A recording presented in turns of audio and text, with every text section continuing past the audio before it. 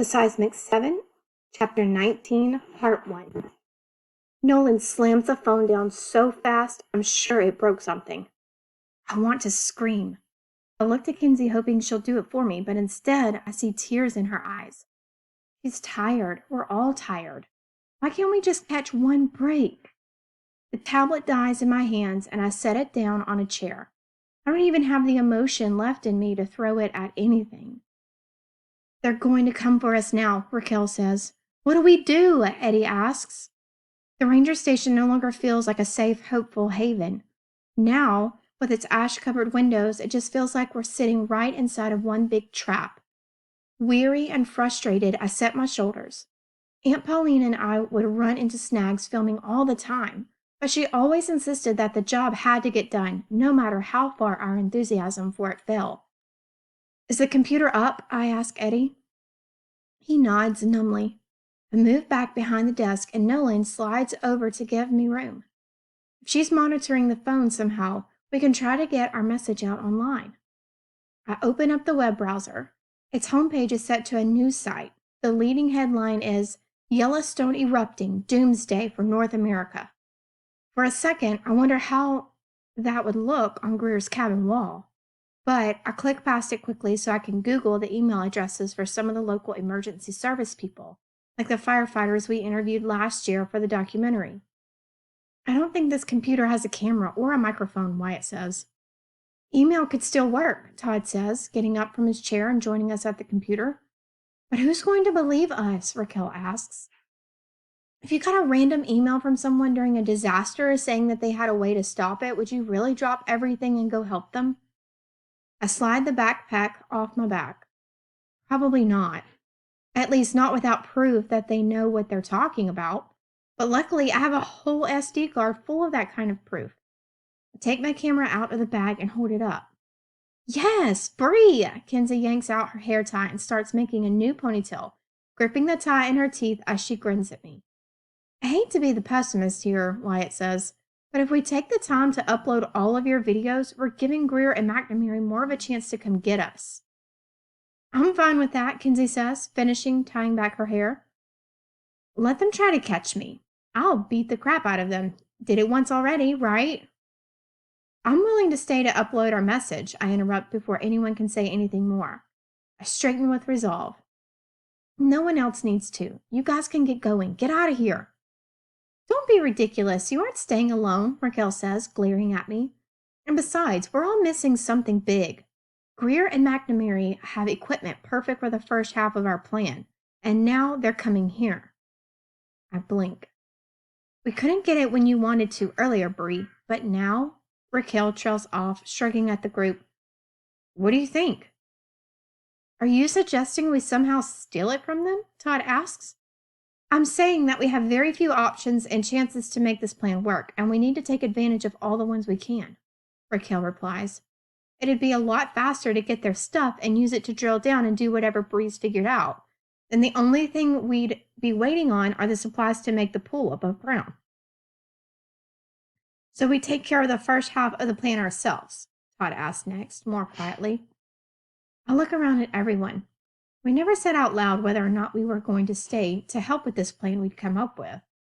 I know each of us hoped that those cars exiting the park would be our ticket out of here, that other people would learn of our plan and take over for us, so we could finally escape.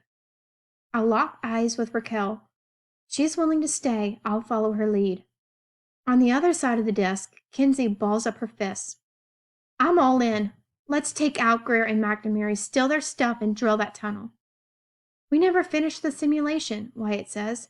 How confident are you that it was going to work? I sigh, tucking some stray strands of hair behind my ear. I can't think of anything else that could have as good of a chance of working. How's that for confidence? Wyatt nods, his face lined with determination. I'll take it. What exactly do you need us to do for the first half of your plan? Raquel asked me. Oh boy, doing this ourselves. Clearing my throat, I begin.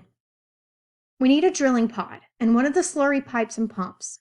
Then we need to get it all to that first site that you never finished. One of us needs to extend your abandoned alpha tunnel, getting as close as possible to the magma tunnel.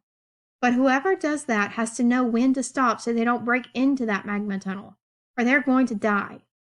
Then we need to drag one of the super long hoses all the way to the end of our tunnel and get out of there. The hose needs to be hooked up to the pump, which needs to be hooked up to the lake. Raquel drums her fingers on the edge of the counter, puzzled. If we don't actually drill into the magma tunnel, how does the water get into it? Todd's eyebrows shoot up his forehead. Oh, that's dangerous, Bree. It's the only way, I say. Todd gets it, and yeah, it's scary, but what else can we do? What are you two talking about? Raquel demands. I hesitate. Out of all of us, Raquel and Eddie are the last people I want to explain this part of the plan to. It's the water, Wyatt realizes from next to Todd. Todd's right, Bree. Holy cow, that is so dangerous. What is? Nolan asked, glancing between us all. There's no dancing around it now. I shut my eyes. We send in the water, and when it hits the end of our tunnel, just feet away from the rising magma, it'll superheat from all the thermal energy. It'll expand and explode a connection from our tunnel into the magma's tunnel. Raquel doesn't reply. I still can't look at her or Eddie. It's the same principle that killed their friends. I don't know how to soften that blow. It's a good solution, Wyatt reassures me. Dangerous, but as long as we're out of there in time, it should work, Todd agrees. I pinch my nails into my arms through my jumpsuit. Yeah. Listen, if this is what it takes, this is what it takes, Nolan says. Eddie shakes himself as if pulling himself out of a nightmare. Right, he says. Then his eyebrows furrow. But even if we steal the equipment from Greer and McNamara, what about all this stuff we need to seal up the top of the volcano? That's what calling for help will do for us, Todd says, or rather emailing for help. Yes, I say, typing up a list of supplies into an email with every emergency services address I could find. We'll have to count on others to step up and help.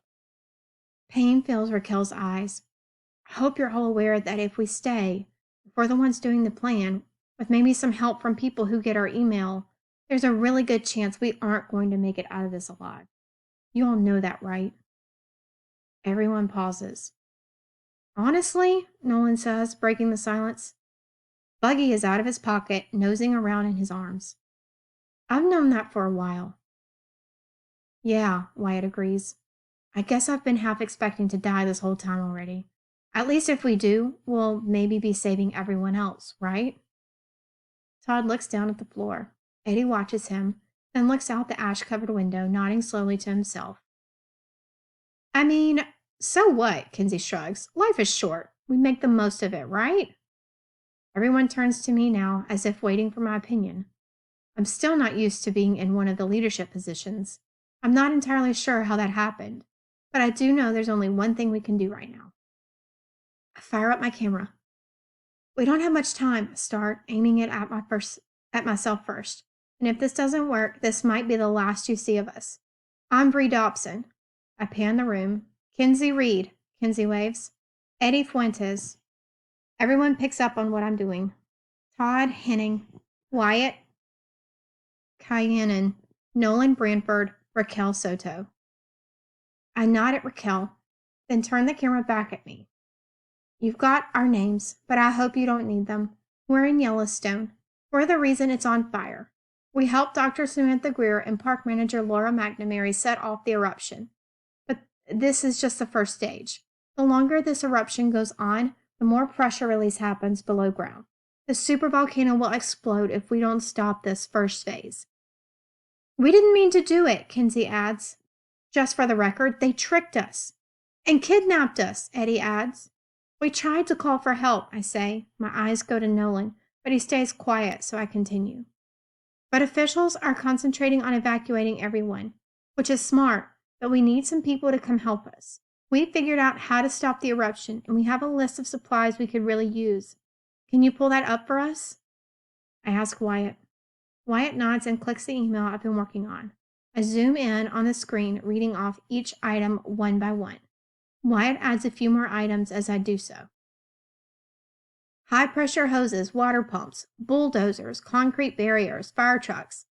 I nod at Wyatt for thinking to add that and read through all the remaining items as quickly as I can. Basically, anything that can move a lot of water really fast, I sum up. We're going to use Yellowstone Lake. We have to take a hose through a tunnel down under the eruption site to flood the rising magma. But it won't solidify completely unless we create a pool and flood over where the magma is exiting. 2. Maybe some planes or something would be good to drop water. I don't know, but we need help. We can't do this alone. Dr. Greer and Miss McNamara are also planning on triggering eruptions at other locations, Todd adds, straightening his glasses as he leans in behind me. Anywhere where there's a supervolcano. Might be Bolivia and New Zealand, since they've had big earthquakes lately, and we already know they caused the LA earthquake. If they escape here, it's on all of you to catch them and stop them. If you don't, and they manage to set off a chain of supervolcanoes, well, that's pretty much the end of the world. We can't guarantee we'll make it out to stop them ourselves, Raquel adds. Please. Everyone falls silent for a moment. It's unspoken, but we all suddenly know what we have to say next. I can feel my throat tightening. Dad, Wyatt bravely starts. I love you. If I don't make it, I'll be with Mom. It'll be okay. I leave the camera on him for a moment and then move it to Todd as he speaks up next. I love you, Mom and Dad. Thank you for everything. I've been really lucky to have you as my parents. And Bill, take care of Jamie, okay? You'll have to be the big brother now.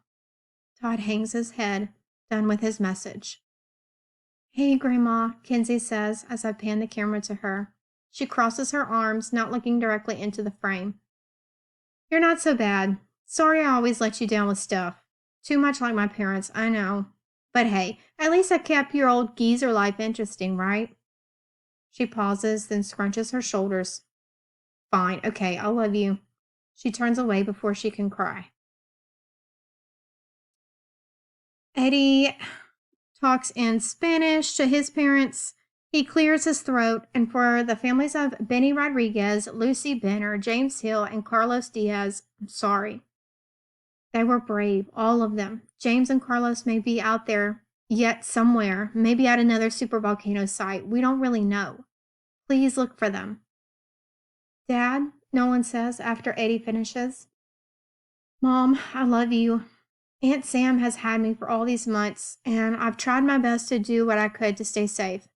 Now I'm going to try to do my best to do what's right, like you taught me. Steffi, I love you too. I hope you remember me when you get older. You're in charge of Buggy and Baxter. They make it out, and I don't, okay? Turn the camera to Raquel, who's sitting still. She says nothing. I realize she might want to go last, so I start to move the camera back to me, and then she says, Mama, te quiero, lo siento. I pause on Raquel for another moment, but after that outburst, she seems to be done. So I spin the camera back at myself. Mom, Dad, I say, trying to keep my voice from cracking. Keep saving people. I'm proud to be your daughter. I love you both. And Aunt Pauline, I'm sorry for the bad editing job. I'm just going to dump all my footage from our time in the tunnels so that people believe us and hopefully then trust that we know how to fix this. If we survive, then I'd love it if you'd help me turn this into a proper documentary. I stop recording.